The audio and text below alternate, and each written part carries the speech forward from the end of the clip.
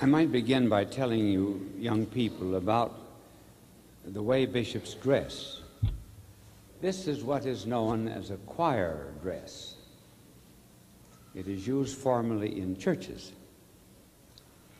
Then we have another dress, which is really for social purposes, the black cassock and a long scarlet, purple, red garment called the ferriola that reaches all the way to the knees.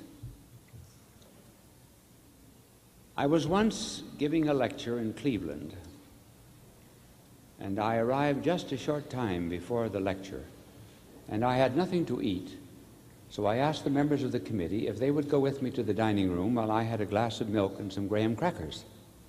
And I was dressed in this black cassock and long ferriola. The waitress, in the early flirties, took the orders of the men that were with me, and then she looked at me and she said, "Well, Cock Robin, what will you have?"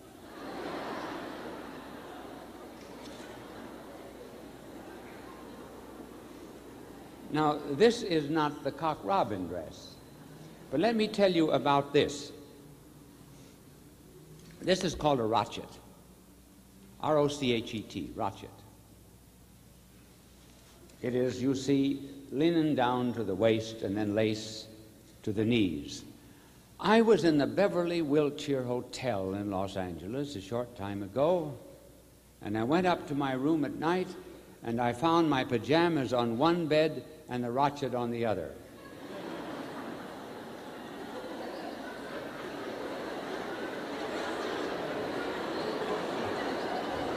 I know it takes a little time to get that, but you do.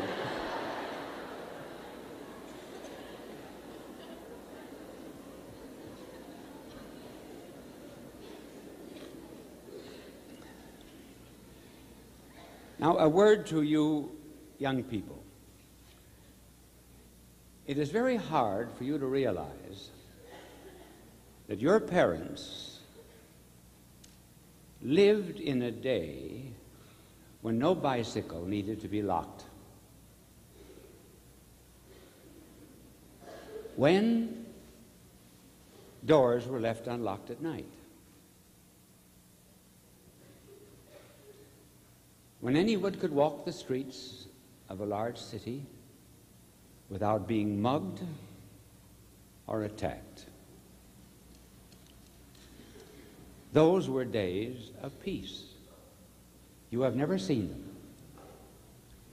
It probably is hard for you to realize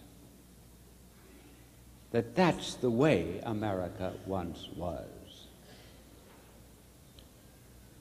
Now, how did this change come about?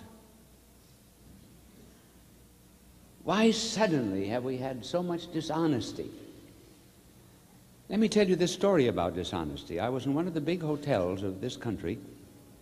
The manager told me that he found the cashier stealing money. This woman had a very wide pocket in her skirt, and she would reach in the drawer and take bills and stick them in. And they saw her, and one day they caught her in the act and discharged her. The union said to her, "You may not discharge her. If you discharge her, we will call a strike on the hotel and call everyone out of the hotel." The litigation went on for about 3 months. The union won. They had to take the girl back. Do you know what their argument was? They said to the hotel manager, "Did you ever tell that girl it was wrong to steal?" And the hotel said, "No, we never told her it was wrong to steal." "Well, then how would she know?" See how much the world has changed? Now, what made it change? I think maybe we can pinpoint a date. 8:15 in the morning, the 6th of August, 1945. Can any of you recall what happened on that date? It's history. Before you were born, many of you. Yes, what was it? Which? The war, no. It was the dropping of the bomb on Hiroshima in Japan. When we flew an American plane over this Japanese city and dropped the atomic bomb on it, we blotted out boundaries. There was no longer a boundary between the civilian and the military, between the helper and the helped, between the wounded and the nurse and the doctor, between the living and the dead. For even the living who escaped the bomb were already half dead. So we broke down boundaries and limits. And from that time on, the world has said, we want no one limiting me. So that you people heard the song, you've sung it yourselves, I gotta be me, I gotta be free. You want no restraint, no boundaries, no limits. I have to do what I want to do. Now let's analyze that for a moment. Is that happiness? I gotta be me? I've got to have my own identity? Are any of you on a basketball or football team? You can't be yourself, you've got to live for a team. The coach of the Oakland Raiders, Coach Madden, told me, he said, what's happening to our Catholic schools? He said, I have boys from Catholic colleges coming to my football team, and they say, I got to do my thing. How am I ever going to have a football team? Everybody has to do his thing. A team means doing the other person's thing.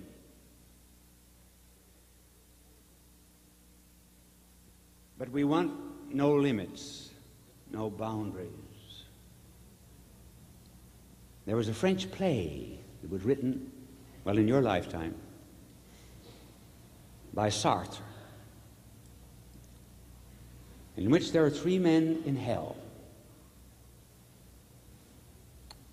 And each of them talks about his pains, his aches, his protests, his worries, his ego, his identity. And the others are not listening. When the curtain goes down, the last line of the play is, my neighbor is hell.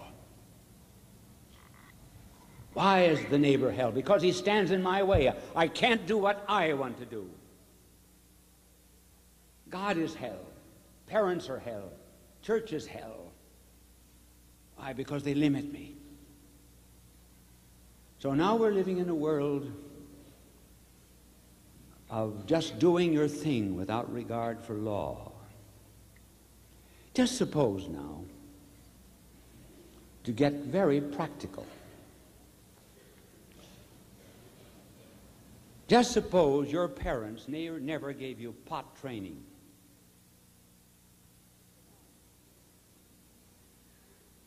Think it out.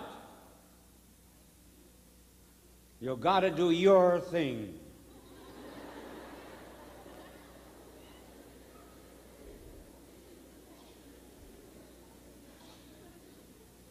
Two things would happen. Today, you would hate your parents for never having trained you, and secondly, you would hate yourself. So you are what you are today simply because your parents laid hold of you and said, we're going to train you. They didn't allow you to do your thing. Now, if I've made myself clear up to this point, you're living in an age where freedom is described as license, the right to do whatever you please. But that's chaos. If everyone did what he drove a car as he pleased, we would have disorder in the streets. Certainly you can do whatever you please. You can stuff your Aunt Maisie's mattress with old razor blades. You can turn a machine gun on your neighbor's chickens. Then freedom becomes just a physical power. then the one who was most free is the one who was most strong. So the world has changed. We used to have laws. We had obedience. We had discipline. Today, no boundaries, no limits. And you're not happy that way. Now, there isn't a boy here, because you are more interested in games than the girls are. But when you play games, and it's true of the girls in a limited way, you have boundaries, you have limits. You've got foul lines on a basketball court. You play baseball, you've got lines running into the outfield. You play football, limits, boundaries. You couldn't have fun if someone, for example, picked up the football and ran outside of the field. You say, no, you can't do that. We got limits. Well, why don't you respect it in other things? If that's the way you want it in games, why don't you want it that way in life? Then we're happy.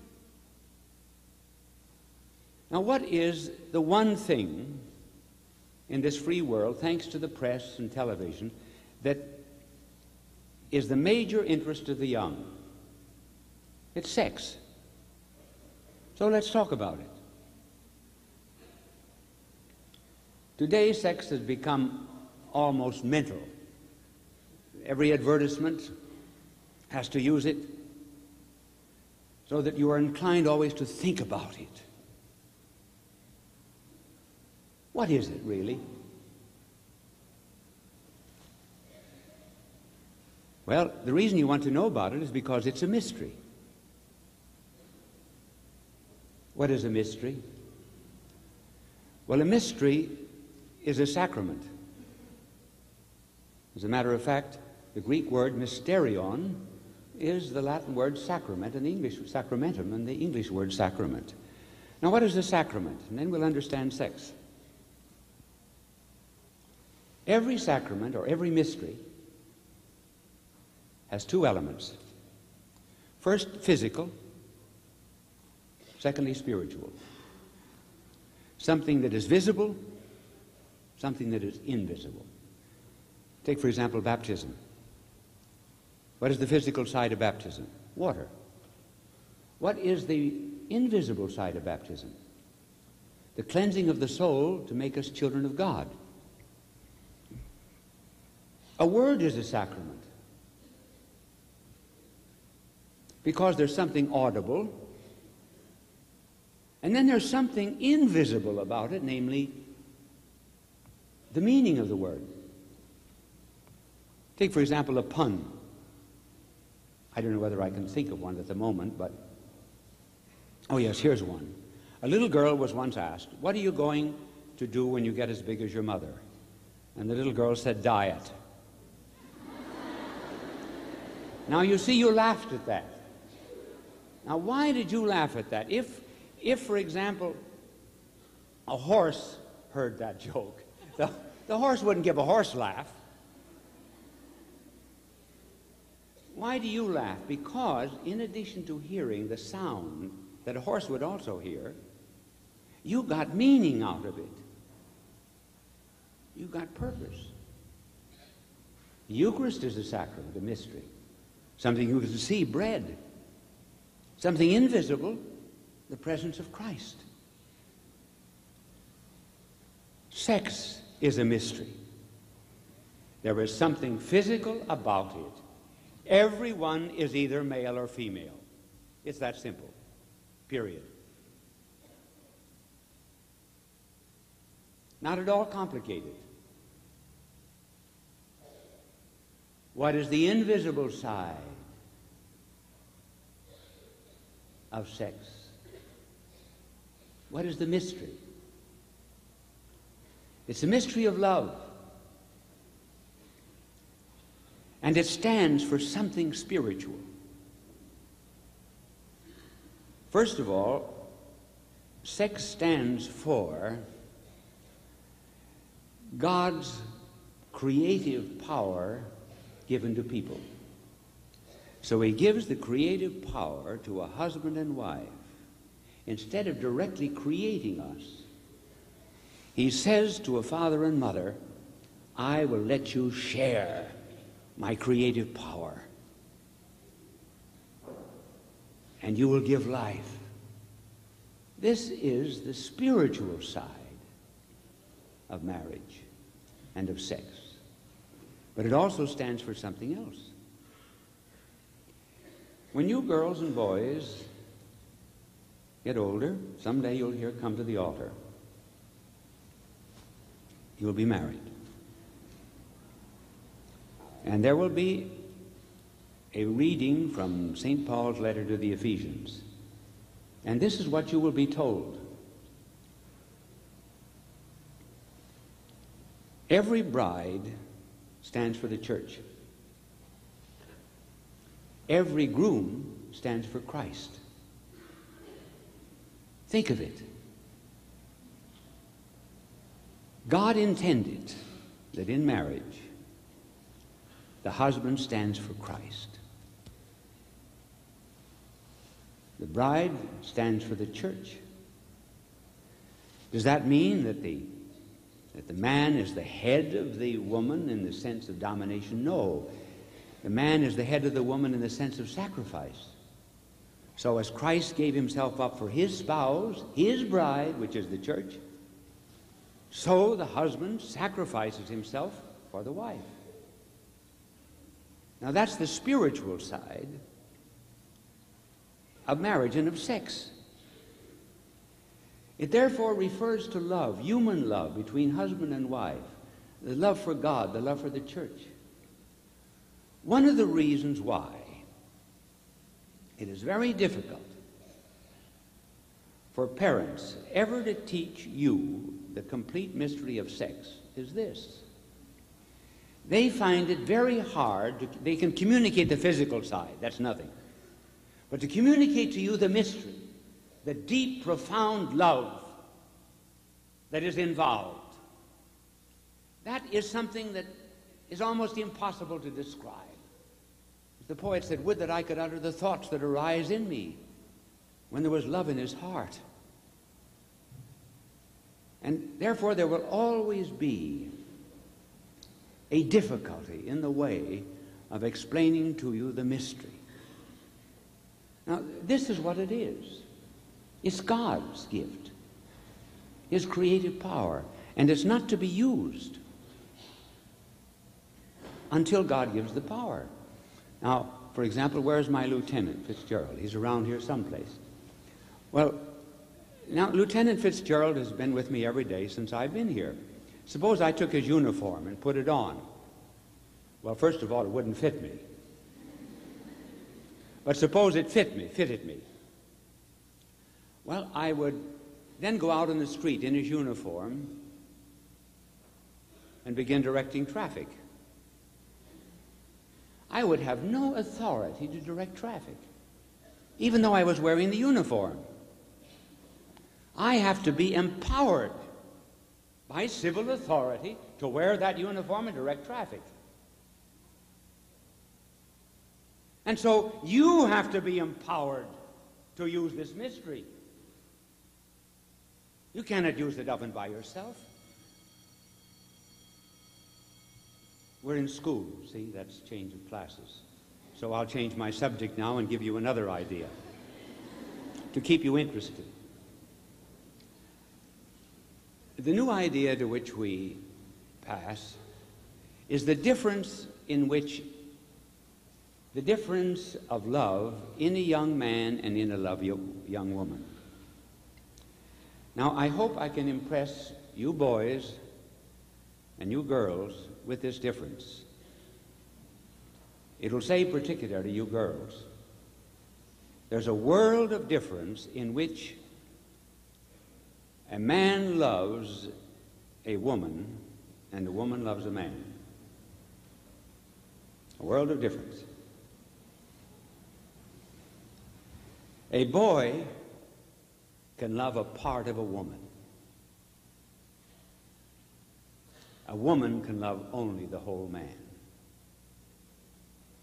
Now that is why, my dear girls, that the boys will talk about your legs. They can love a part of you. They can love a dimple, but then they have to marry a woman. Do you ever talk about boys' legs? Never. You never mention boys' legs. Why? Simply because you're not built that way. Boys different. That's the reason you got to watch the boys. Don't think they love you simply because they love a part of you. But you girls, you're slow to love. And the boys will say, oh, you're cold.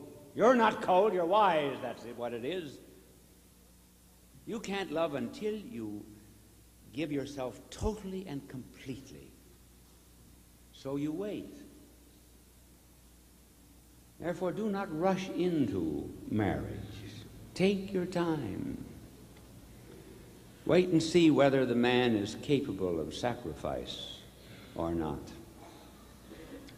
And then the man, too, if he spoils you in any way, will not have the same love afterwards as before. There's an interesting story in the Scripture, and that is always the place to go for wisdom in understanding human actions. Amnon was in love with a young woman in David's palace, Tamar. And Amnon one day pretended he was sick. And he asked Amnon to bring him some cakes. Amnon brought the cakes.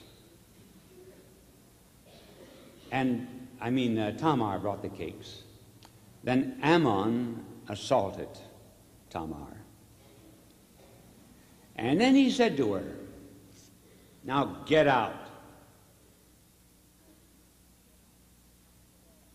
Then he called the servants, lock the door, send her away.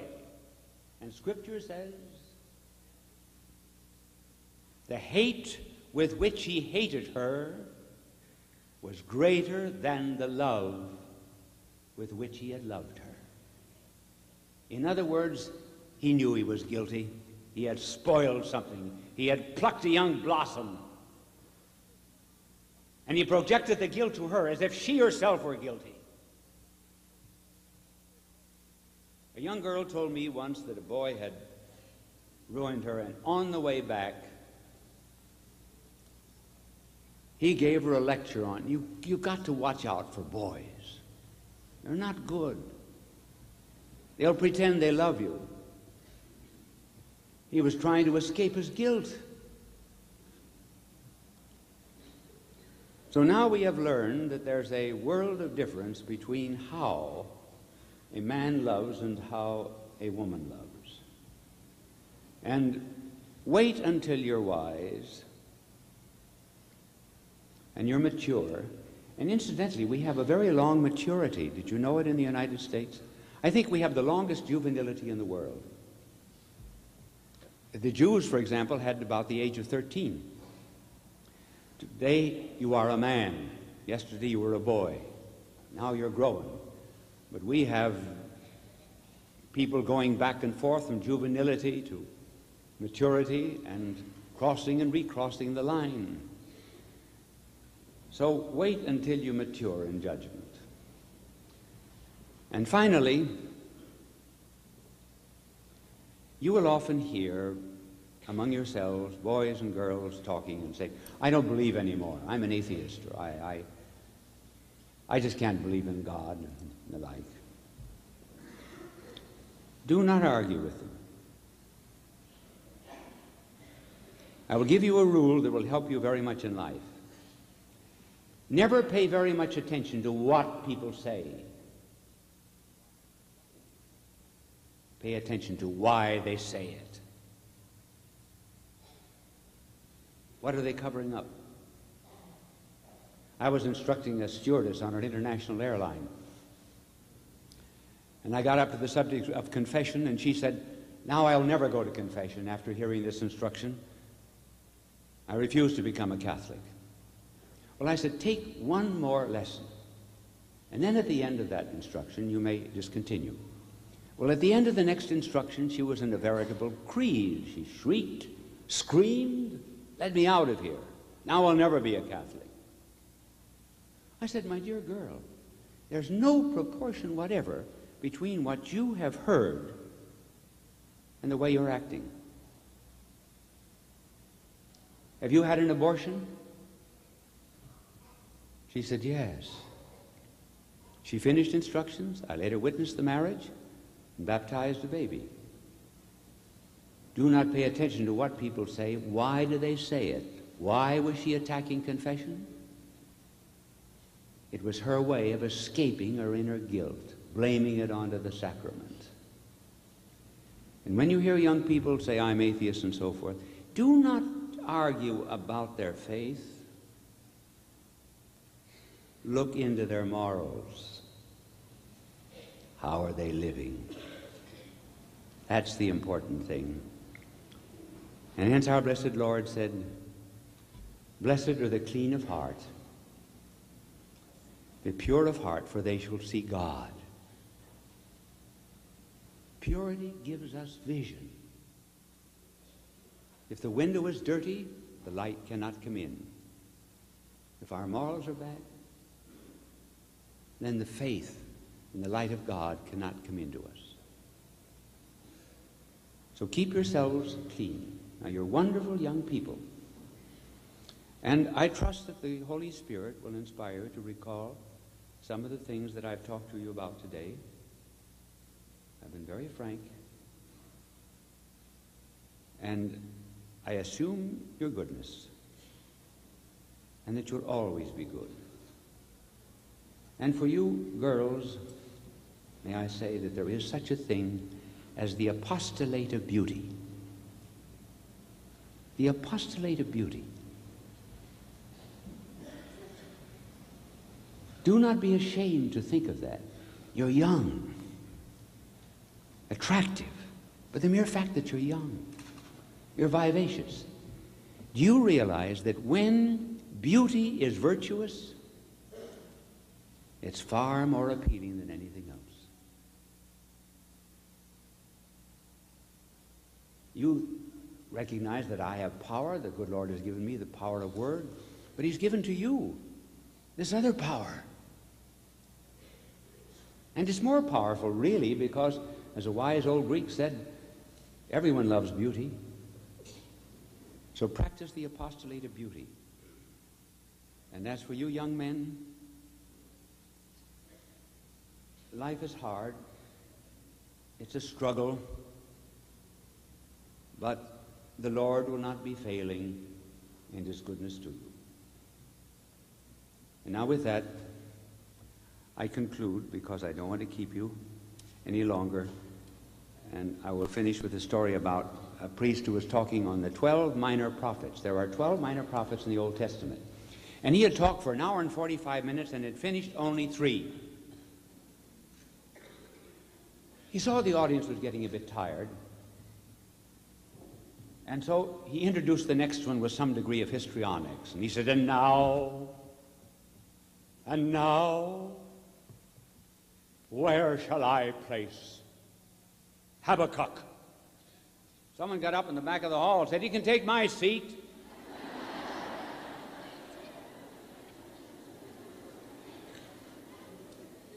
You're free now. And the Lord love you and bless you and keep you good, because you're going to make the church in the next 30 years. And we depend on you. Thank you, and God love you.